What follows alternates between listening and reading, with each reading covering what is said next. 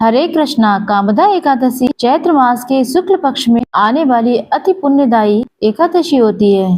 कामदा एकादशी की कथा और उसके पालन करने की विधि, ये दोनों ही वीडियो आप अवश्य देखें। आज हम कामदा एकादशी के पारण के विषय में बात करेंगे। एक बात कान खोलकर समझ लीजिए, एकादशी व्रत का संपूर्ण पालन तभी संभव होता है जब एकादशी का व्रत का पारण भी व्यक्ति सही से संपन्न करता है। हमारे शास्त्र हमें बताते हैं, एकादशी का पारण उचित समय पर नहीं करने पर द्वादशी के दिन दोबारा से पूरा व्रत रखना पड़ता है और फिर त्रयोदशी पर ही उसे पूर्ण करके पारण करना पड़ता है। जब कोई व्यक्ति एकादशी के व्रत का पालन करता है तो उसे पारण का भी निष्ठावान होकर के पालन करना चाहिए, वरना एकादशी का संपूर्ण फल उस व्यक्ति को नहीं मिलता है। तो आइए जानते हैं कामदा एकादशी के व्रत का पारण कैसे करना चाहिए। कामदा एकादशी के अगले दिन यानी कि द्वादशी के दिन प्रातः उठकर स्नान आदि से निवृत्त होकर अपना उपवास श्री हरि के चरणों में अर्पित कर दें। उसके बाद भगवान की मंगल आरती कर तुलसी मैया को जल प्रदान करना चाहिए तथा उनकी पूजा अर्चना कर लेनी चाहिए।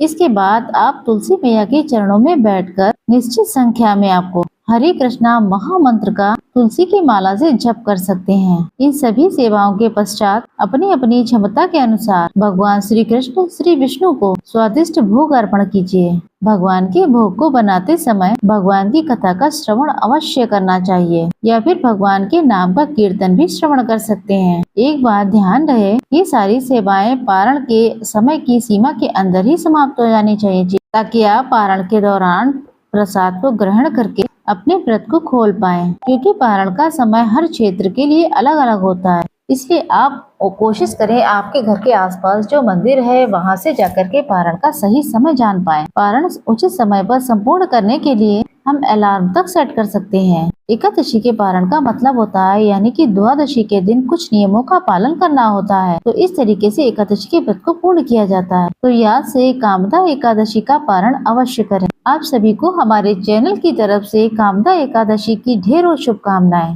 धन्यवाद। हरे कृष्णा।